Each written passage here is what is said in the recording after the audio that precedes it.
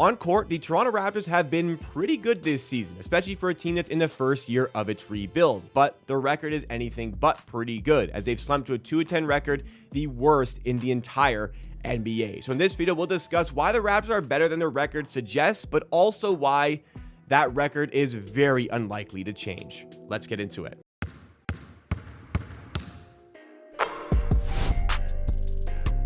Welcome back to Amateur Sports, the YouTube channel dedicated to Toronto Raptors content and videos like this, as well as live stream watch-alongs on the channel. I'll be live tonight as the Raptors take on the Pistons, and I'll be live tomorrow as the Raptors take on the Boston Celtics, where I will have the announcement of when Amateur merch is going to be released. I've got shirts, I've got hats, I got stickers. You do not want to miss out. Keep your eye out for some further updates, but drop a like on this video if you enjoy along the way. But not a lot to like about what I'm about to say in today's video, but you saw it in the title, you saw it in the thumbnail. I said fake tank in the thumbnail, but the title of this video, the Toronto Raptors are the worst team in the NBA. They are the worst team in the NBA as far as the record suggests. As I said, 2-10 in the first 12 games to start the season. They are in sole possession of last place, and by contrast, they are in sole possession of the best odds to get the first overall pick in the NBA draft. Well, the odds are skewed. It's actually not the best odds. It's tied for the best odds, but you get what I'm saying. They're in the best position right now as far as the draft is concerned, but it's confusing because if you were to have just watched the Raptors games, maybe not quite keeping track of scores, you'd think that, okay, this isn't a great team, but it's not a bad team. It's definitely not the worst team in the NBA. So how do the Raptors get themselves in this position despite putting on some good performances? And if they are better than the 2-10 record suggests, why is that record not going to change, in my opinion? Why are they still going to be slumping near the bottom of the NBA? Well, the injuries are certainly a factor here, but from an on-court perspective, yes, things have looked pretty good for the Raptors because their offense has been flowing. It's very playmaking oriented, it's very team oriented, it's very fluid, a lot of players buying into the system, and a lot of individual players rising up this season, having better seasons than expected. I'm looking at Grady Dick, who's blowing past his expectations. I'm going to Ochai Agbaji, who is absolutely blowing past his expectations on offense as well. RJ Barrett has kept a good level. That's been great for the Raptors. So naturally, the offense looks pretty good. Where things have been giving them issues is the defensive end of the floor. Their defense is terrible.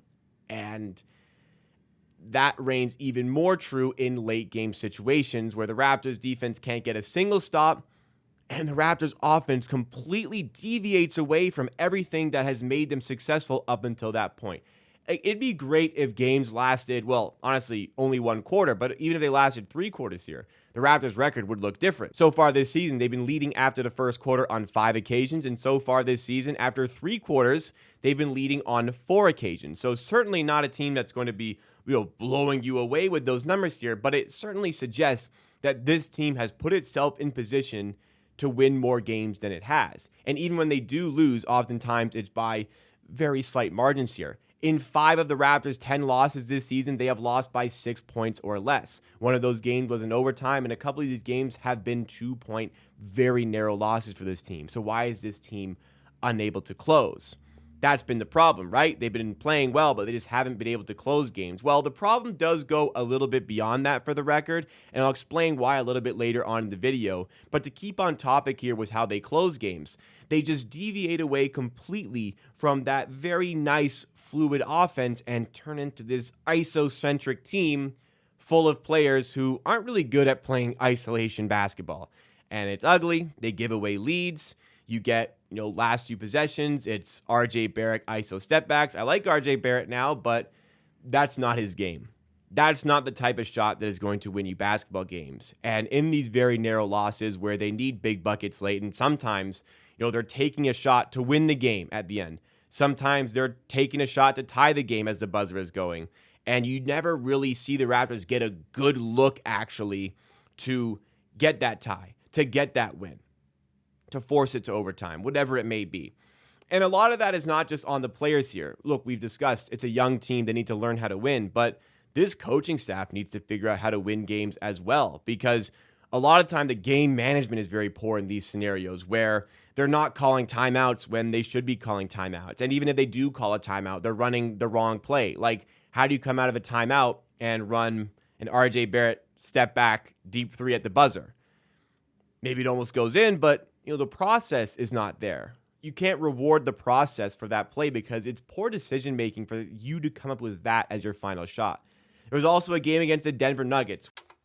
Sorry to interrupt, but a little bit of a brain fart there. The game that I'm about to reference was against the Los Angeles Clippers, not the Denver Nuggets. So when I say the Nuggets, I meant the Clippers, where the Raptors are down by 3. They have an inbound with less than 10 seconds to go. The Nuggets have a foul to give. The Raptors want to run a play where they inbound the ball to Pirtle. He catches it, hands it off to the player who inbounded it, who runs towards him to get the ball.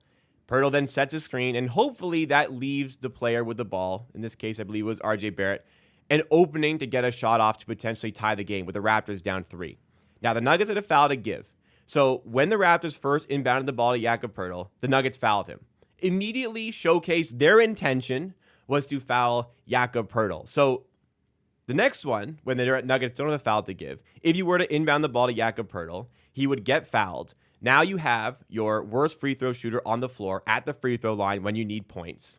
And you also have your best rebounder in a less ideal position. If you want to make the first and miss the second on purpose, you no longer have Jakob Pirtle in the primary rebounding spots to get that miss. Now again, this almost actually worked out. The Raptors, by the way, if you haven't caught it yet, still inbounded the ball to Pirtle when it was clear the Nuggets were going to foul him and put the Raptors in a less ideal position. He went to the line, made his first, and actually got his own miss on his second and nearly scored actually and sent the game to overtime. But we're not rewarding poor process. The results in this low sample size could indicate something different, but they didn't even get those results there. We're not going to reward that poor process and poor decision-making from the coaching staff in that scenario. And that's just one example here, but there's been cases where they try to rush down the floor and chuck up a late shot when they had a timeout and they didn't take it. So the players need to learn how to win. Coaching needs to be better at winning as well. But at a certain point, when does this team no longer want to win? Well, I'll tell you right now, this team is absolutely trying to win games.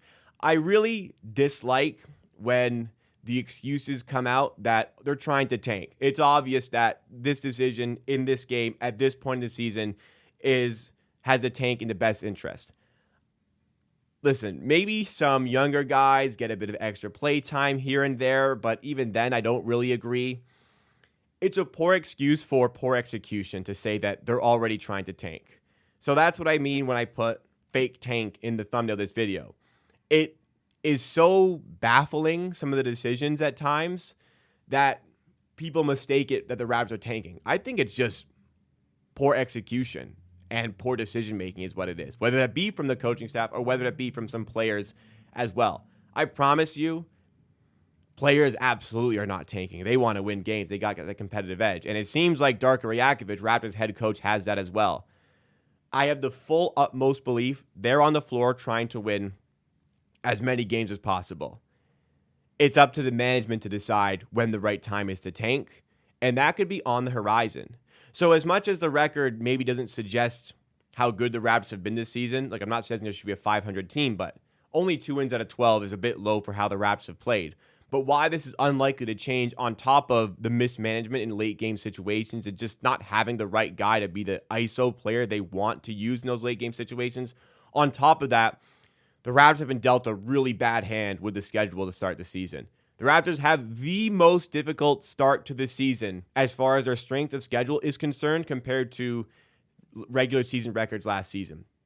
So right from the jump, the Raptors were in a bad position because how the outlook for the season was going into the year was if this Raptors team is in the mix for a play-in tournament spot, then they'll probably just let them try to win some games here and there. It'll just depend on how many wins they have. If they're on a pace where they can be a play-in tournament spot, and in the East, maybe it won't be that hard. Like right now, in this horrible Eastern Conference, a losing record would have you in a home seed playoff position at the moment. I don't think that will sustain, but that's the current state of the Eastern Conference. But the Raptors went into the season with just, okay, let's see how we do. If we're doing well, maybe we can try to push for a play-in tournament spot.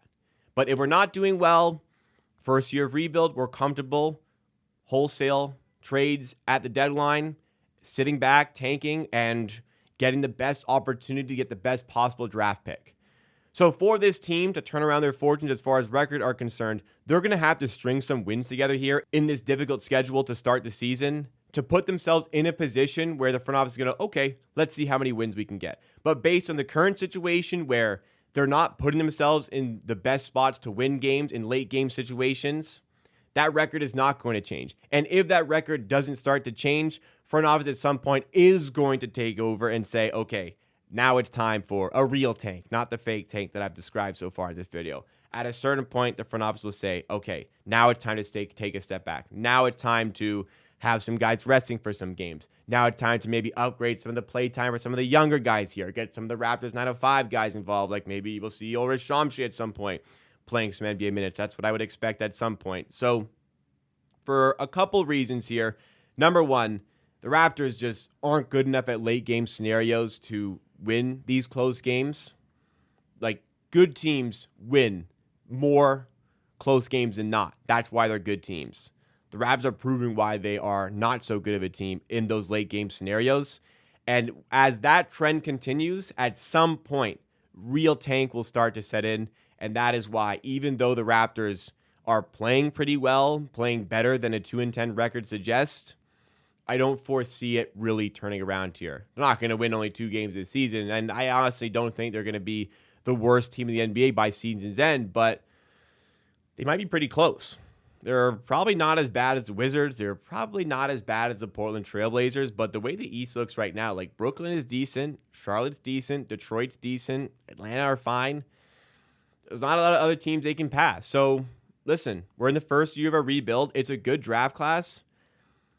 This is why the Raptors fans are enjoying the way things are going. This makes them the best, worst team in the NBA. They have the worst record in the NBA. That makes them the worst team in the NBA right now. But we're in a good spot, Raptors fans. We're playing well, and we're still kind of maximizing our draft position. If you're on Team Tank, Team Rebuild, to make it a bit of a euphemism, it's a pretty good spot to be in. I think it's going to be a positive season regardless of what the record is, but if you're sitting here hoping for this record to turn around, I wouldn't hold your breath, honestly. So what do you make of the Raptors season so far? And what do you make of what I said in the video? Give me your thoughts and opinions in the comments down below, because that's it for today. Drop a like if you enjoyed. Subscribe for more Raptors content like this, and keep an eye out for that big merch announcement coming tomorrow in the watch long as the Raptors take on the Celtics. But join me tonight, Friday Night Hoops, as the Raptors take on the Pistons.